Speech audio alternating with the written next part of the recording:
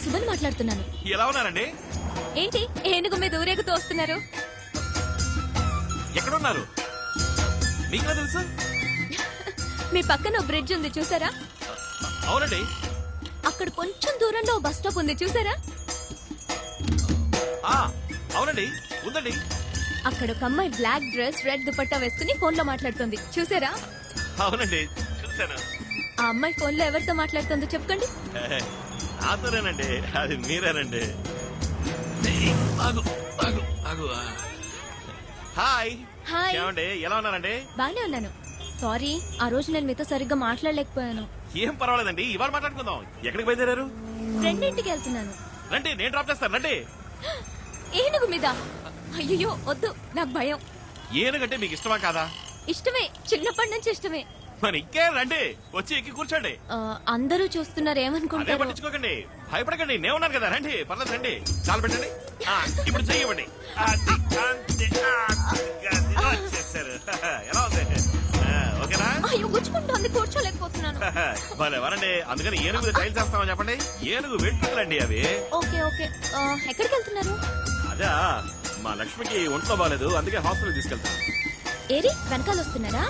అరే, దీని పేరేనండి లక్ష్మి. దీనికి ఒంట్లో బాగాలేదనే హాస్పిటల్కి తీసుకెళ్తున్నాను. అయ్యో, మనం పేషెంట్ మీద వెళ్తున్నావా? అందుకని ఏనుగుని ఎత్తుకు తీసుకెళ్తామా చెప్పండి.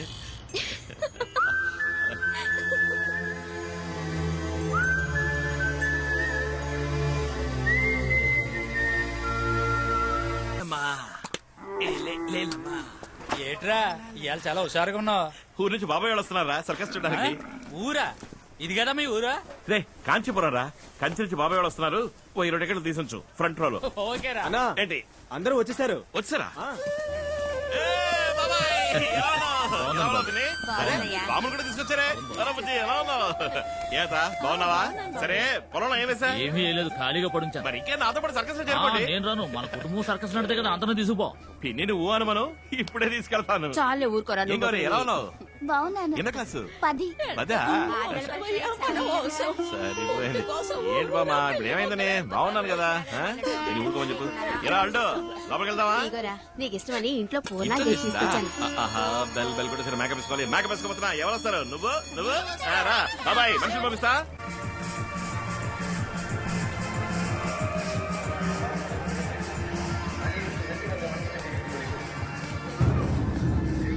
చూడండి, బిడ్డ తెచ్చిన తినే లోపు ఎల్లు కొట్టేశారు. వీళ్ళని తీసుకుపోయాడు. మీరు ఒకసారి నువ్వు ఊరికే నష్టపెట్టదు. ఏమ్మా, అమ్మా ఇదిగో నేనేనమ్మా. ఇదిగో అమ్మా.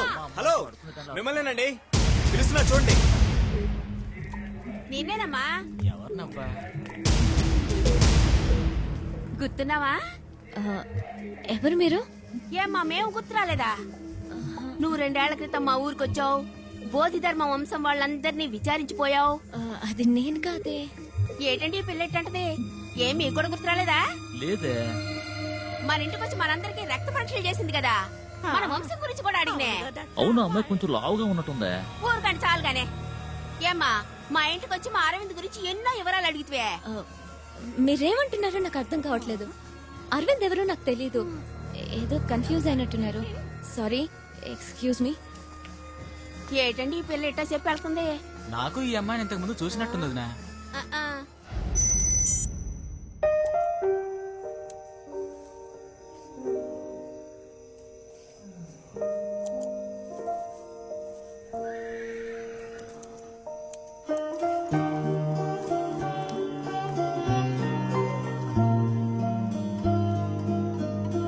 రేపు గిఫ్ట్ తనకి ఇవ్వగానే ఇది చూసి నన్ను ప్రేమించేయాలి.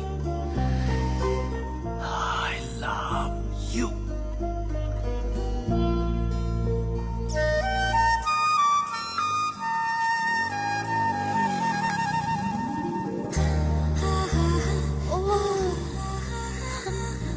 Wow, it's so nice.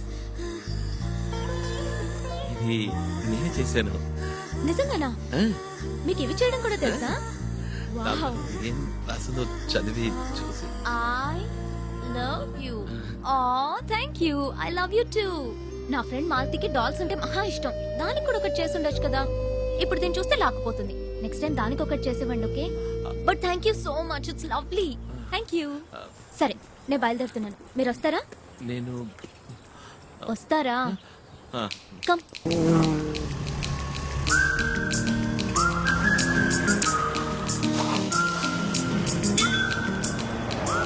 One minute.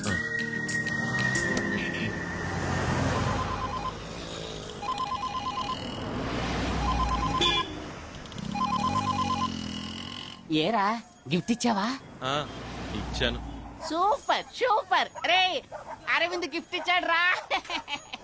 ఏముంది? ఐ లవ్ యూ టూ అంది. కంగ్రాచులేషన్స్. లేదురా, ఆ ఐ లవ్ యూ టూ లో ఏ ఫీల్ లేదురా. చూసామో మాట్లాడేమన్నట్టు వెళ్ళిపోయిందిరా. ఇప్పుడు అమ్మాయిలు ఏం మాట్లాడినా లవ్ యూ అనే. అబ్బ కొడుకుతోనూ ఐ లవ్ యూనే, అమ్మ కూతురుతోనూ ఐ లవ్ యూనే. అంతా టాటా బై బై మాదిరి అయిపోయి. సిచ్యువేషన్ వేరే విధంగా మారుతోంది. ఇప్పుడు నేను ATM లో ఉన్నాను, అతను బయట ఉన్నాడు. ఇవాళ ఐ లవ్ యూ అంటూ గిఫ్ట్ ఇచ్చాడు. ఏదో చెప్పి మేనేజ్ చేశాననుకో. ఏం చేద్దాం? జాగ్రత్త, మనకి ఇబ్బంది కలగకుండా విషయం చెప్పు. గుర్తుపెట్టుకో, అతను మనకు అవసరం. కేర్ఫుల్ గా హ్యాండిల్ చేయి. అసలు క్యాబ్ కూడా ఇవ్వదురా, ఏం చేయమంటావు? Okay okay, I call you later. By. వస్తుంది, తర్వాత మాట్లాడతా. వెళ్దామా?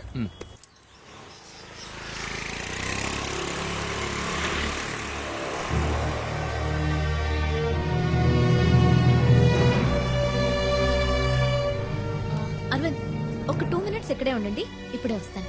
అలాగే.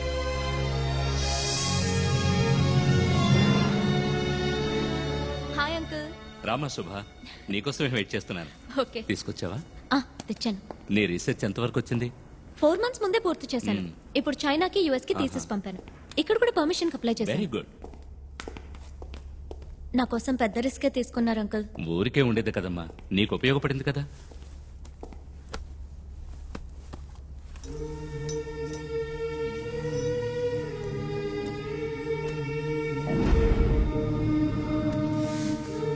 ఇన్స్పెక్షన్ రేపు. ఈ లో పెట్టేస్తే ఏ ప్రాబ్లం ఉండదు. ఓకే.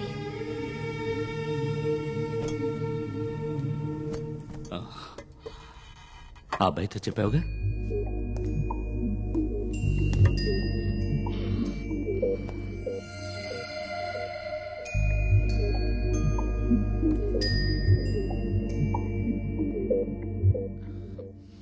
హాయ్.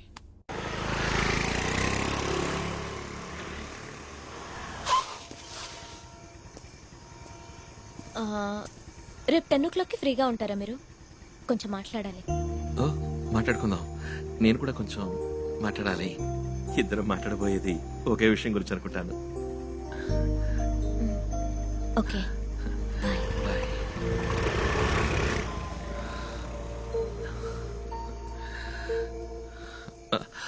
బాబాయ్. రై, ఎవరు అమ్మాయి? చూసారా, నాకు బాగా పిలుస్తాను ఉండండి. రై, ఆగరా. ఆ అమ్మాయి నీకు ఎప్పటి నుంచి తెలుసు? అది 2.5 నెలలుగా తెలుసు. 2.5 నెలలుగా? తను సంవత్సరంన్నరగా నీకోసం చదువుతాను తెలుసా నీకు? చాచా, ఏదో పరిశోధన కోసం కోతి కావాలని వచ్చింది. అప్పుడే ఫస్ట్ టైం చూశాను. తను కోతిని పరిశోధించడానికి అది వచ్చింది, నిన్ను పరిశోధించడానికి.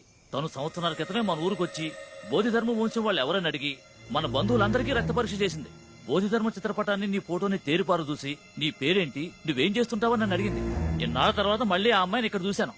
పైగా ఏమీ ఎరనట్టు నటించింది. నువ్వు అసలు తెలియవంది. మీ పిన్ని అప్పుడే చెప్పింది, నేనే నమ్మలేదు. ఇప్పుడేమో నిన్ను దించి టాటా చెప్పాల్సిందే.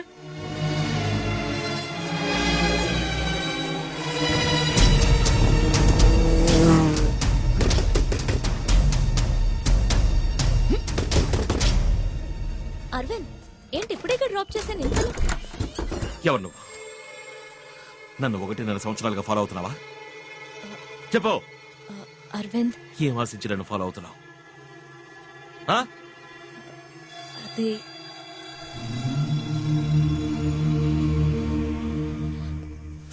అరవింద్, అరవింద్ అది కాదు, నా మాట.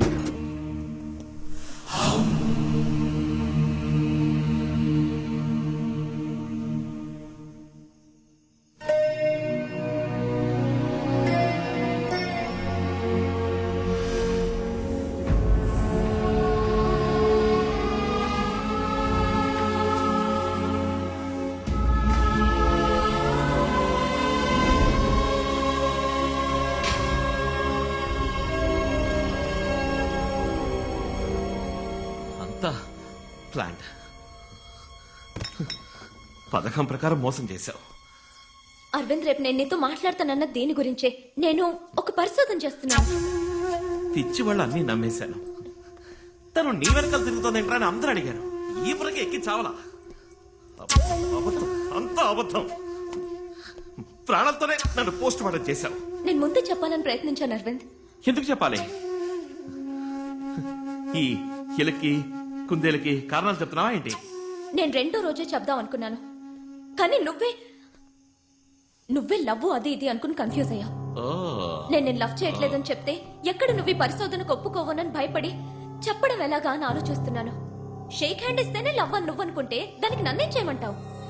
మాట్లాడకు. నన్ను వెతుకుంటూ వచ్చింది నువ్వు. నీ పనవ్వాలంటే ఏవైనా చేస్తావు, ఏం కావాలన్నా ఇస్తావు. వద్దర్వింద్, నువ్వు అన్నదానిలో వేరే అర్థం వస్తుంది. అన్నార్థాలు రావాలని అన్నాను. ఆడపిల్లలతో మసలుకోకపోవడం నీ తప్పు. పుట్టిననాటి నుంచి ఏనుగు, ఒంటె, సింహం లాంటి మృగాలతో పెరిగిన నీకు ఓ ఆడపిల్ల నవ్వుతూ మాట్లాడినా లవ్వనే అనిపిస్తుంది. అవును, లవ్వనే అనిపించింది. నువ్వన్న ఏ మృగమో నన్ను చూసి నవ్వను లేదు, నటించను లేదు. నువ్వు నవ్వాను.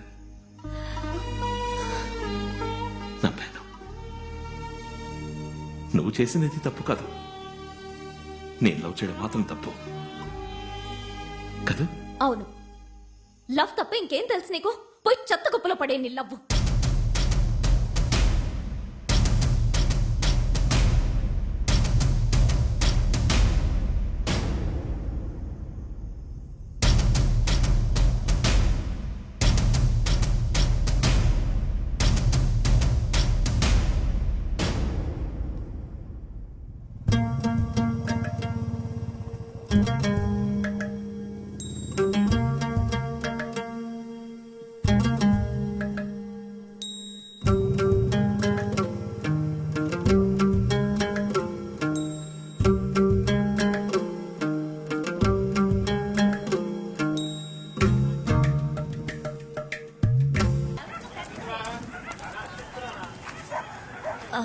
అరవింద్,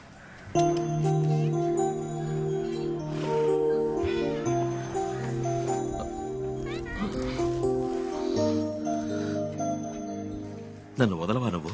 వదులుకోలేను. ఏమా అన్యాయం అమ్మా ఇది. ఈ రాత్రంతా నిద్రపోలేదు. ఈ ఊరు వచ్చినప్పుడు చాలా పిచ్చోళ్ళగా అయిపోయాడు. నాతో 1 hour వస్తావా? ఇట్టరమ్మనే తీసుకెళ్లి నట్టేటో వదిలేసావు. మా అరవిందకి ఏందమ్మా లోటు? నువ్వు మాట్లాడకు. ప్లీజ్, 1 గంట నాతో బయటికి రా. రే వెళ్ళిరారా. మీరెళ్ళి బండి దగ్గర ఉండండి, నేను పంపుతాను.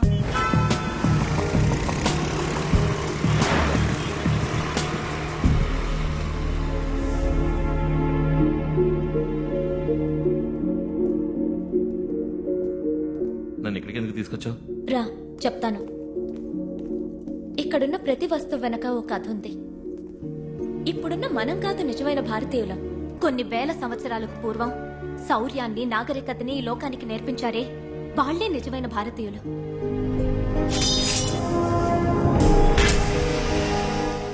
ఇది మ్యూజియం కాదు, ఆ మహానుభావుల స్మారక సౌధం.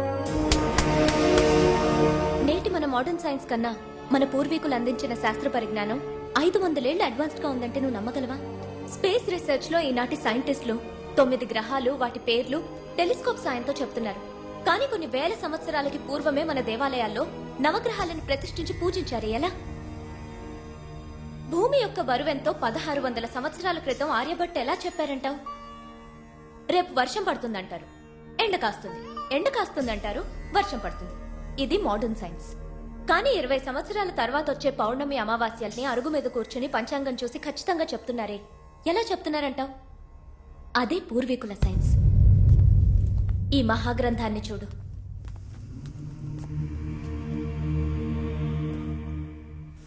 ఈ గ్రంథానికి నాకు ఏ సంబంధం లేదు, కానీ నీకు ఈ గ్రంథానికి సంబంధం ఉంది.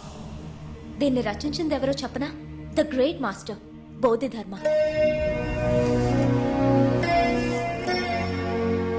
మన భారతీయుడు. ఆయన మరో బుద్ధుడని అంటారు ఓషో.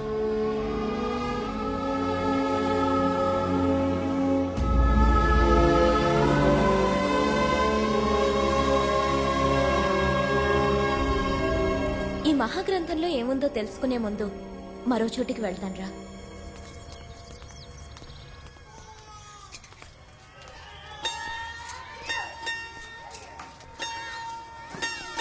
ఈ పిల్లల్ని చూడు, అందరికీ క్యాన్సర్. 6 ఏళ్ళు 7 ఏళ్ల వాళ్ళకి క్యాన్సర్. ఏం తప్పు చేశారని? సిగరెట్ తాగారా లేక పాన్ పరాగ్ తిన్నారా? ఇంత చిన్న వయసులో వీళ్ళకి ఎందుకు ఈ వ్యాధి?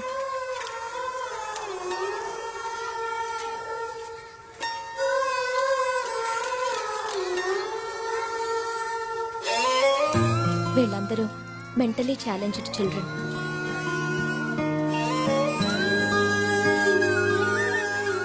పిల్లలందరూ సంతోషంగా స్కూల్కి వెళ్తున్నప్పుడు వీళ్ళు మాత్రం ప్రాణాలకు పోరాడుతున్నారే, దీనికి కారణం ఏమంటావు? జెనెటిక్ డిసార్డర్, జన్యు సంబంధిత లోపం. ఒక మనిషి డిఎన్ఏ ద్వారా అతని వ్యాధిని, సామర్థ్యాన్ని రెండూ మనం నిర్ణయించవచ్చు. మన ఒంట్లో ప్రతి సెల్లులోనూ ఈ డిఎన్ఏ ఉంటుంది. అర్థమయ్యేలా చెప్పాలంటే పారంపర్య వ్యాధి, పారంపర్య బుద్ధి ఇవి రెండు డిఎన్ఏ మూలంగానే వస్తాయి.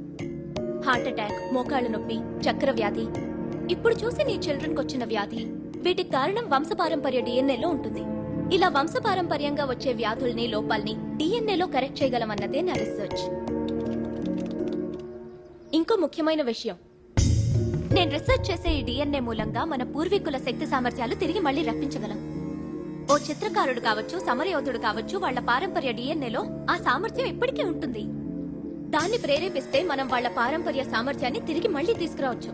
దీని గురించే బోధిధర్మ 1600 సంవత్సరాల క్రితం ఆ బుక్ లో రాశారు. డిఎన్ఏ రీసెర్చ్ కి సంబంధించి 1600 సంవత్సరాలకు ముందు రాసిన బుక్ లో ఉందా? వీళ్ళని దేవుళ్లుగా, మహర్షులుగా మనం చూడడం మాని ఒక సైంటిస్ట్ గా చూడాలి.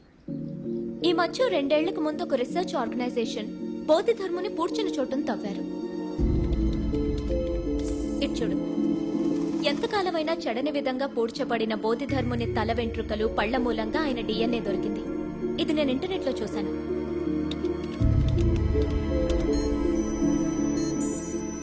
ఇది బోధిధర్ముని డిఎన్ఏ.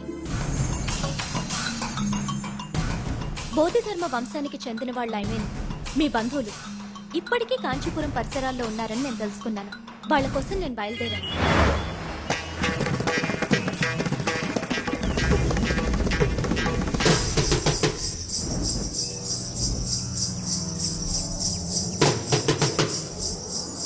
బోధిధర్ముని డిఎన్ఏ ప్యాటర్న్ మీ బంధువుల్లో ఎవరికన్నా మ్యాచ్ అవుతుందేమోనని అందరికీ రక్త పరీక్ష చేసి చూశాను.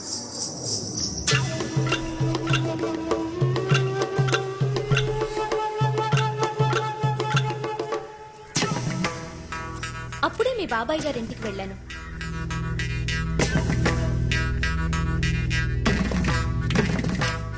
ఆ ఇంట్లో నేను అద్భుతాన్ని చూశాను.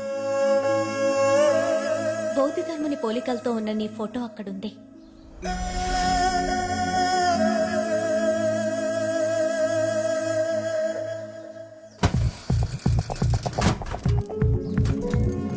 నువ్వు వాడిన పాత హెయిర్ బ్రష్ లో నీ తల వెంట్రుకలు చూసి ఆ బ్రష్ తీసుకున్నాను.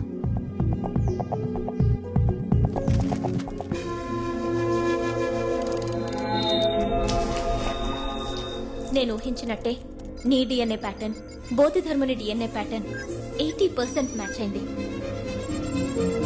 ఆ తర్వాతే నిన్ను వెతుక్కుంటూ వచ్చాను.